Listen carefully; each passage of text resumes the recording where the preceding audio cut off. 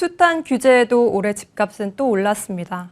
가파른 상승에 무리하게 빚을 내 집을 산 2030 영끌족도 참 많았죠. 최근 아파트값이 떨어지거나 주춤하는 지역이 늘자 이들의 불안감이 커지고 있습니다. 오기환 기자입니다. 최근 수도권 부동산 시장 분위기가 달라지고 있습니다. 서울 아파트값은 지난 9월 최고점을 찍고 상승세가 둔화했고 값이 하락하는 지역까지 등장했습니다.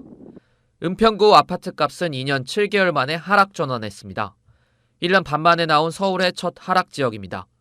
관악구와 금천구도 상승을 멈췄고 저평가로 꼽히던 지역들도 집값 오름폭이 크게 줄고 있습니다. 이런 상황에 빚을 내 집을 산 2030 세대는 밤잠을 설치고 있습니다. 올해 거래된 서울 아파트 가운데 40%는 2030이 사들였습니다. 집값이 떨어진 은평구는 2030 매입 비중이 지난해보다 6.6%포인트 늘었습니다. 금천구와 관악구도 각각 7.6%포인트, 9.2%포인트 오르며 서울 평균 상승폭을 웃돌았습니다. 이들 지역은 주택담보대출 규제의 기준이 되는 9억 원을 넘지 않는 주택이 많아 자금 여력이 부족한 2030의 수요가 몰린 곳입니다. 가파르게 오른 집값이 이들의 불안감을 자극했다는 의견도 있습니다.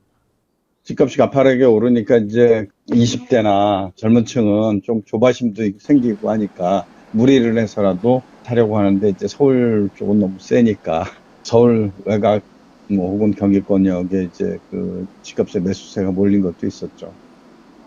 영끌에서 겨우 집을 장만했지만 집값 하락세가 확산하면 2030 세대는 직격탄을 맞을 수밖에 없습니다. 2030 세대 4명 가운데 1명은 소득이 낮은 저소득차주, 취약차주 비중도 다른 연령층보다 높기 때문입니다. 여기에 계속되는 금리 인상으로 이자 부담도 커지고 있습니다. 상대적으로 좀 수요가 떨어지는 지역에 부채로 자금을 조달하시는 분들이 많이 있기 때문에 이분들의 경우에 상당한 위험 요인에 노출되어 있는 건 사실이다. 올해 영끌과 패닉바잉으로 2030 세대의 수도권 아파트 매입 비중이 역대 최대 수준을 기록했던 만큼 집값 변곡점에 대한 공포와 불안이 극에 달하고 있습니다. 머니투데이 방송 오규환입니다.